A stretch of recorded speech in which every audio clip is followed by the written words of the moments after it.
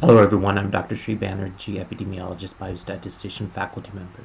And I wanted to commemorate uh, Arab American Heritage Month, and so April is designated as this.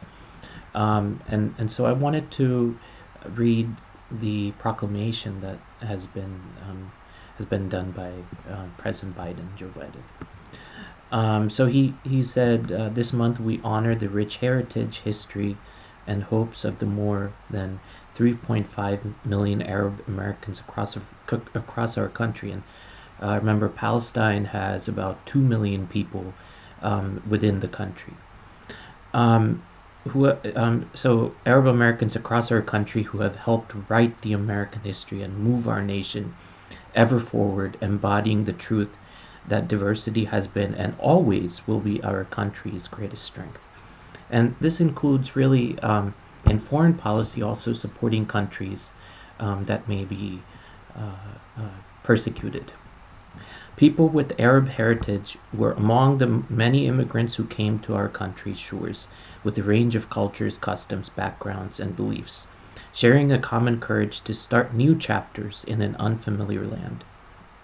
As they built their lives, they helped build America, from fighting for our independence in the Continental Army to serving the cause of freedom during World War II to helping build cities and communities, including decimated cities in other countries, in other Muslim countries.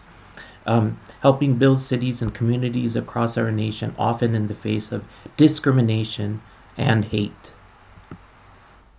So the legacy of courage, resilience, and service lives on today in Arab Americans across our country. We see it in the brave Arab American service members and public servants who continue to defend our nation's security and freedom. We see it in the Arab American engineers, scientists, and medical professionals who are pioneering new breakthroughs and charting a better future for all. He goes on to mention that Arab American business owners, entrepreneurs who are creating jobs and lifting up communities across the nation. There's Arab American teachers, community leaders who continue to inspire the next generation. And he said that I see it in the Arab Americans serving throughout my administration who are helping us build a stronger, more just nation, and honestly, globally as well. But as we come together this month to honor these contributions, we must also pause to reflect on the pain being left by so many in the Arab American community with the war in Gaza. The trauma, death, and destruction in Israel and Gaza have claimed and continue to claim far too many innocent lives, including family and friends of Arab Americans across our nation. I'm devastated by the suffering of so many and mourn the lives taken, and I pray for the loved ones left behind and for all the innocent men, women, and children living in dire circumstances. It's quite important to not only support, but also to make sure to reinforce some of the violations of human rights that may be taking place against Arabs in certain parts of the world.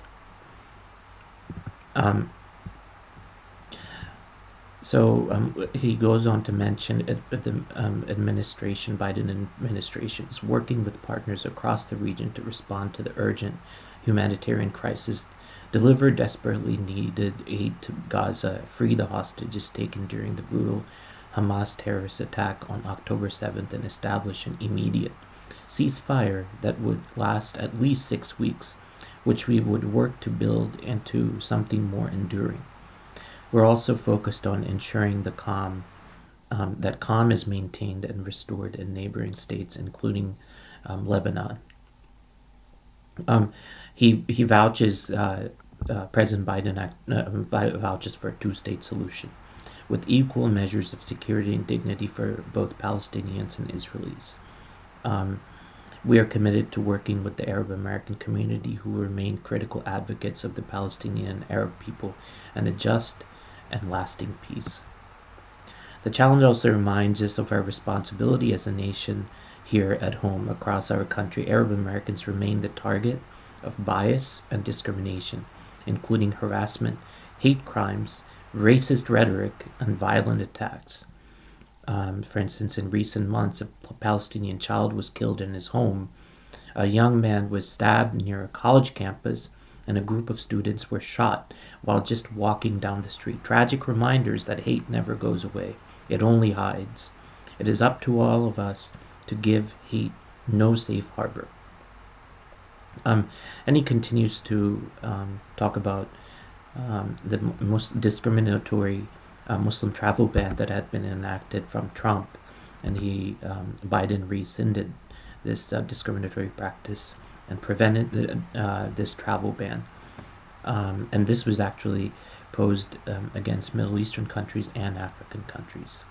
And then United, his administration convenes the first United We Stand Summit, which brought together interfaith leaders.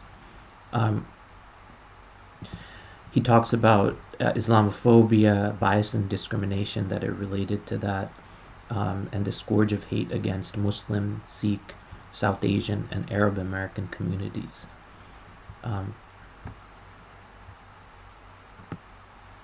Then he ends with, now therefore,